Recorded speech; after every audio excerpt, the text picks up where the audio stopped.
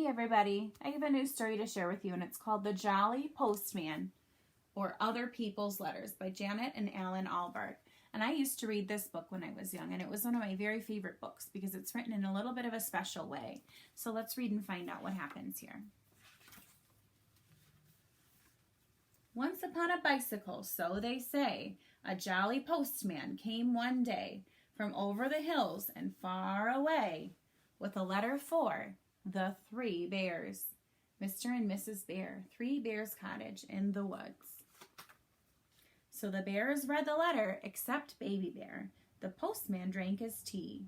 And what happened next, we'll very soon see.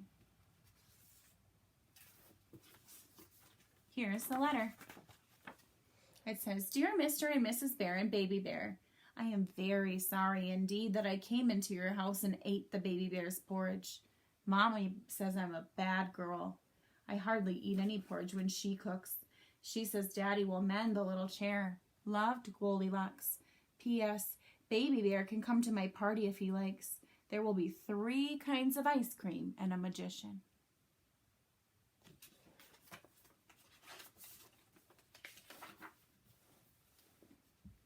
Off went the postman, toodaloo, in his uniform of postal blue, to a gingerbread cottage and garage too, with a letter for the Wicked Witch.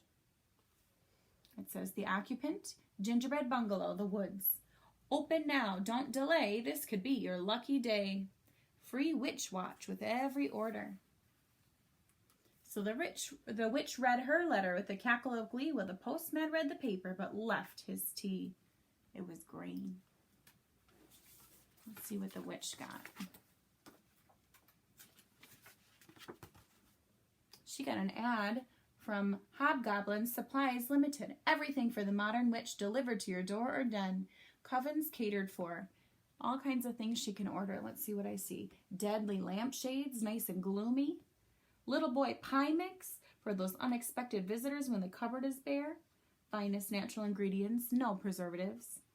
Halloween boot, available in sizes 4 to 14. Choice of 5 lovely colors. Midnight blue, coal black, jet black, crow black, and bat black. Here we have a 150-year guarantee on this easy, clean, no-stick cauldron set with recipe for toad in a hole. The witching hourglass is the ideal gift. A big broom for the larger witch as seen on TV. Looking for a new newt? 10% bigger. Special offer, buy 4, get 1 free. The same low price, half actual size. Here we have the little demon, tent-proof, spell-proof tent for your vacations. And for your vacation reading, the complete book of foul curses. It's spellbinding. The Mirror Mirror. We have rejuvenating pills. Feeling low, take Witcho for the perfect pick-me-up. Here's Cup and Sorcerer tea service. It washes itself. Sky-high goggles, fits all sizes. Frog powder, just add water. So pour the powder in, pour in water. Croak, you have a frog. And for the wizard in your life, a matching tie and sock set. These are just a few examples from our enchanting stuff. Further details, call 1-800-555-UGLY. No bad spells, please.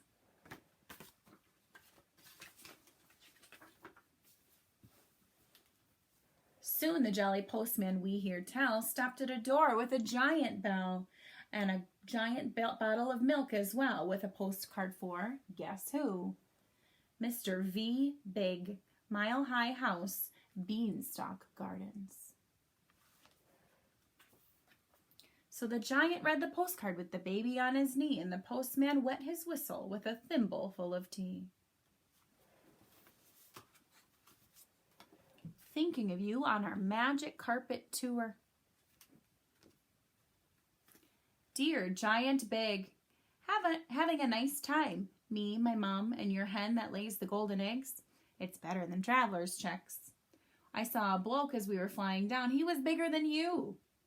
I took a note of his address. Take care of yourself and your talking heart. I'll be back one of these days, I'm sure. Bye now.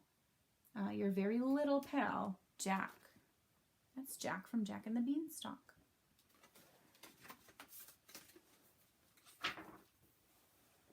Once more on his bicycle, the postman rode to a beautiful palace, so we've been told, where nightingales sang and a sign said "Sold," with a letter for Cinderella. There's a surprise, it says. Cinderella at the palace, Half Kingdom Road. So Cinders read her little book, the postman drank champagne, then wobbled off on his rounds again and again and again. Whoops. What do we have here? A note. Dear Princess, we at the Piper Press hope soon to publish a little book for younger readers in celebration of your recent marriage to H.R.H. Prince Charming. A copy of this little book is enclosed for your approval. We trust this somewhat shortened version of your Highness's most marvelous tale will not displease you. We also trust that you will be comfortable in your new home and live happily ever after. Your humble servant and loyal subject to be, Peter Piper. So they made a book about Cinderella. Cinderella, the story of a fairy tale princess.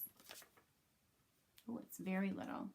There was once a young woman named Cinderella who had a cruel stepmother, 2 cruel and ugly stepsisters, and a father who was not around much. One day, the postman arrived with an invitation to the royal ball. The stepmother and stepsisters got dressed in finery and departed almost at once, leaving Cinderella alone. She couldn't go to the ball. She had nothing to wear and no transportation. Luckily, at that moment, Cinderella's fairy godmother dropped in. Finding Cinderella in tears, she worked her magic and sent her off to the ball in a beautiful gown and coach. But be back by 12, she said. The magic stops at midnight. So Cinderella went to the ball and had a marvelous time. She ate lots of sausages on sticks and danced constantly with the prince, who obviously admired her. And then just when things were going well, the clock struck 12 and Cinderella had to run for it. The prince was inconsolable until, that is, he found one of Cinderella's glass slippers, and that cheered him up.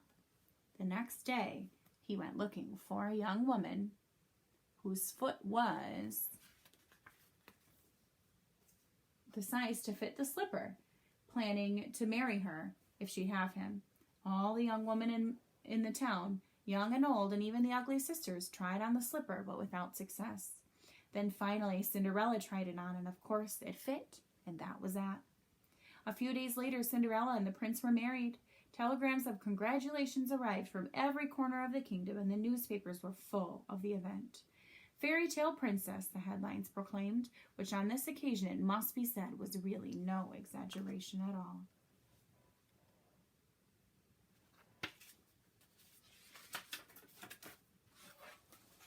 All right, here goes the postman. Later on, the postman, feeling hot, came upon a grandma in a shady spot. But Grandma, what big teeth you've got. Besides, this is a letter for, the big bad wolf at Grandma's cottage, Horner's Corner. So Grandma read the letter and poured the tea with the not-so-jolly postman, which he drank nervously.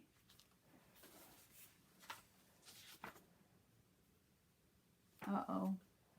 It's from a law office. Dear Mr. Wolf, we are writing to you on behalf of our client, Miss Red Riding Hood, concerning her grandma. Miss Hood tells us that you are occupying her grandma's cottage and wearing her grandma's clothes without this lady's permission. Please understand that if this harassment does not cease, I will call in the official woodcutter and, if necessary, all the king's horses and all the king's men. On a separate matter, we must inform you that the 3 little pigs are now firmly resolved to sue for damages. Your offer of shares in a turnip or apple-picking business is declined, and all of this huffing and puffing will get you nowhere. Yours sincerely, Harold Meany. He's in trouble. Now the Jolly Postman, nearly done, so is the story, came upon a house where a party had begun. On the step was a bear with a bun, and the letter was for Goldilocks. So Goldilocks put the money in the pocket of her dress and asked the postman to her party, and of course he said yes.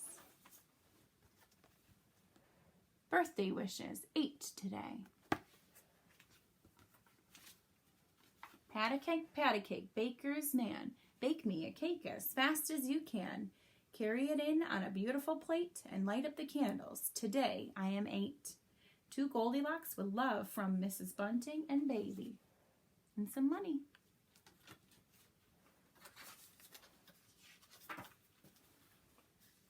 Once upon a bicycle, so they say, a jolly old postman came one day from over the hills and far away, and went home in the evening for tea. The end. Thanks for listening.